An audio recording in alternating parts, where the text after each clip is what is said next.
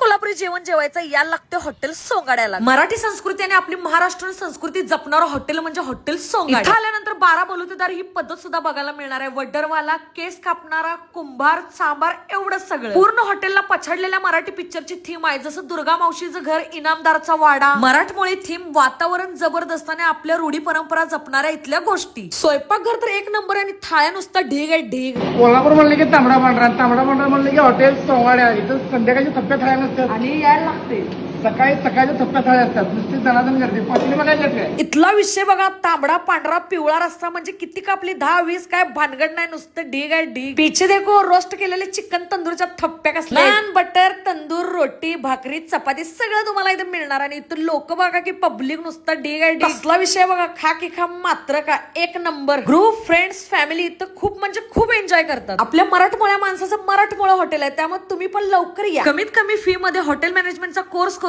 मस्तपैकी नोकरीची संधी सुद्धा यांनी उपलब्ध केली आहे आर्यम्स किचन इन्स्टिट्यूटच्या माध्यमातून। तिथं सुद्धा ढीग। तर मग तुम्ही पण येताय ना आपल्याच हॉटेल सोंगाड्याला।